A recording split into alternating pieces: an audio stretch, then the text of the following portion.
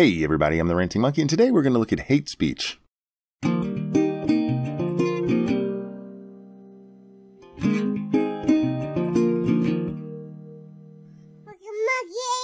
Take, for example, the innumerable amount of Riley Dennis reaction videos. Do all of these YouTubers really care that much about this single trans person with a comparatively minute following? Is every single one of them really as outraged as they make themselves out to be? Now, I can't speak for any other creators, but for me personally, I'm not outraged by Riley.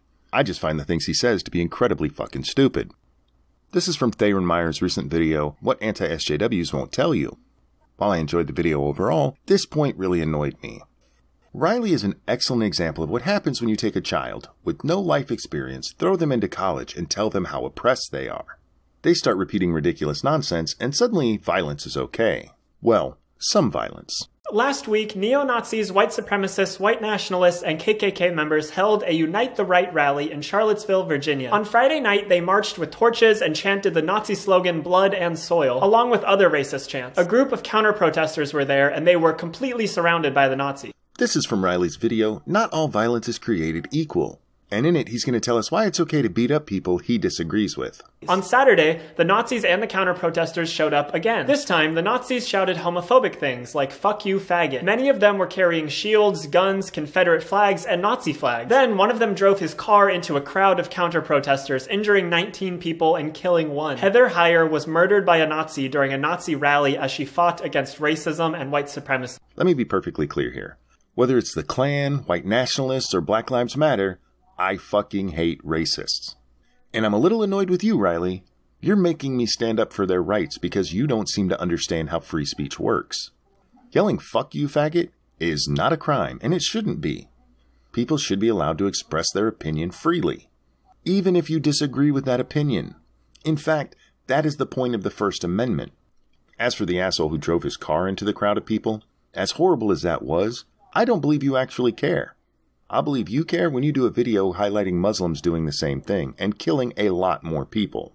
Or is this what you meant by some violence is okay? It's okay for Muslims to do that?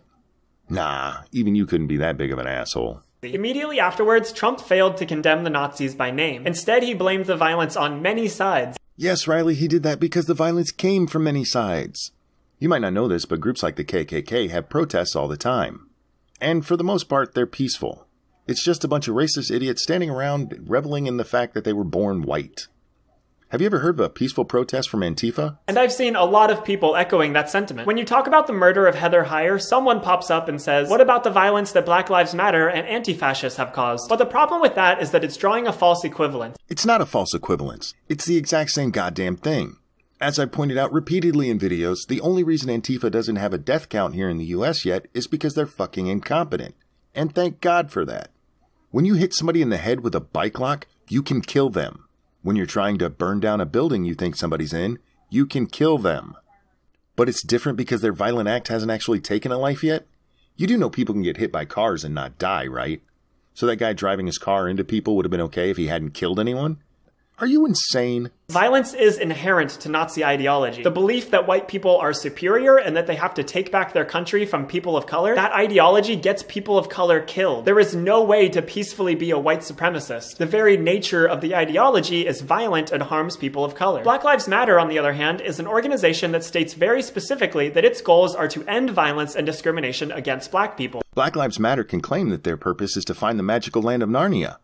They can say whatever the fuck they want. Doesn't make it true. You can argue all day that words are not violence, but the Holocaust didn't pop up out of nowhere. It started with words. Oh my God, your grasp of history is worse than your makeup.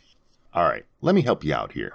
The reason people didn't speak up against the Nazis wasn't because they were just enthralled with them. They literally couldn't. It was against the fucking law. We don't know how different history would be if the German people were allowed to speak their minds. The marketplace of ideas has already proven that it can fail spectacularly. If you let people preach their genocidal bullshit as if it's normal and acceptable, they will grow. No, you dumb motherfucker. Oh my God. The marketplace of ideas is what stopped slavery. Slavery ended because people were allowed to speak against it. They made compelling arguments about how fucked up it is to own people. The marketplace of ideas only fails when you don't allow ideas into it. When you say, oh, we can't talk about that. That's how the oppression happens, you dumb motherfucker. As fun as it is to rip on Riley, he's not alone in his fucking thinking. It's not just the advocacy of violence towards speech. People actually want to limit speech based on it being hate speech. There's no such fucking thing as hate speech. Speech is speech. We don't say there's humor speech. We don't say there's love speech. But suddenly we have hate speech because the only part of history they did pay attention to is how easy it is to control the masses when you don't let them speak. Yesterday on MSNBC, Black Lives Matter co-founder Patrisse Cullors said the First Amendment's protections don't apply to whatever is deemed to be hate speech. We're seeing a movement of white nationalists rising up because they've been emboldened by Trump and his government. Hate speech, which is what we're seeing coming out of white nationalist groups, is not protected under the First Amendment rights. Yeah, that's not what the Supreme Court said. Even the most liberal judges on the Supreme Court said that hate speech is not an issue. But why let something like legal precedent get in your way? Freedom of speech, of course, as you know, is not absolute. You can't yell fire in a crowded theater. You can't use fighting words to incite violence. You can't advocate the overthrow of the government. So there, certainly are limits to it. But, to me, it sort of reminds me of you've got two houses on a street. One of them is on fire, and the other one has a place where the guy's thinking about using the wrong lawnmower. I'm not that worried about the guy using the wrong lawnmower. I think we should focus more on the house on fire. And that's really what I see coming from these white supremacists as being the greater threat to freedom than a few commentators here and there. Well, what is the end goal of making some speech illegal? If some speech is declared illegal, what are we going to do? Fine people? Throw them in jail if they use the wrong words? And you're sitting here arguing that there's more of a threat from white nationalists to freedom than actually throwing people in jail for saying words. That is moronic on a level that makes my fucking head hurt. Do you realize that throwing somebody in jail removes all of their freedom? You're literally caging them. And you're saying people who advocate that, it's just somebody using the wrong lawnmower. It's coming from people like the leaders of Black Lives Matter, who are very influential in regressive groups. Meanwhile, you're saying that the house on fire is a handful of stupid people who say racist shit? People who literally have no influence at all in the country?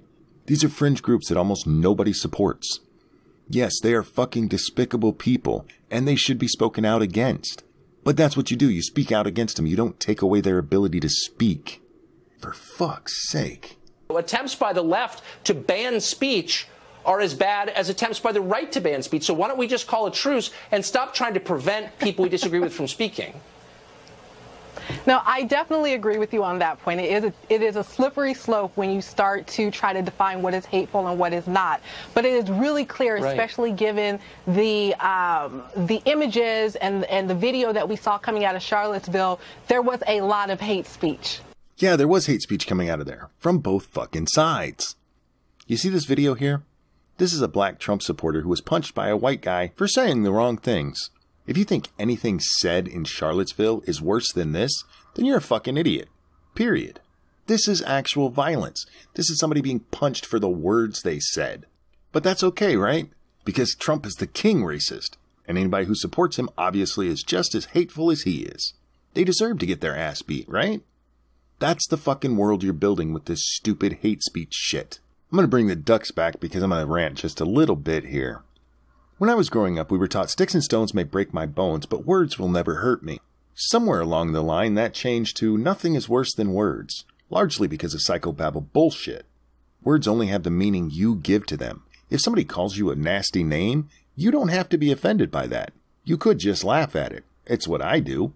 I'm not alone in that. It's not that I have some special ability. It's that I was taught words don't hurt you. Words are not violence. Can they be hateful? Absolutely. Does that mean hate speech is a real thing? No. That's fucking stupid. The right to free speech is important, and not just because it's written into our First Amendment. It's because everything starts with an idea and expressing that idea. Can it lead to bad things? Yes. But it's also the way we stop horrible shit from happening. As for the marketplace of ideas, if you don't think you can make a better argument than racists, shut the fuck up and let people who are qualified do it. Okay guys, here's the deal. Free speech is coming under attack in a variety of ways. Whether it's people excusing violence because you think somebody's a Nazi, or it's people saying certain words should be banned. This cannot be allowed to stand. We cannot allow people to say certain speech is not okay. Even if you agree that horrible shit said in Charlottesville shouldn't be allowed to be said, there's no guarantee that tomorrow they're not going to come after something you agree with. This isn't about defending Nazis. This is about free speech. because free speech is imperative to a free society. While people like Riley Dennis might just be useful idiots, there are people out there in this movement who understand the power of controlling speech. Don't let it happen. Don't fall for this mindless bullshit. Words are just words. Sticks and stones will break your bones. Words only have the power you give them.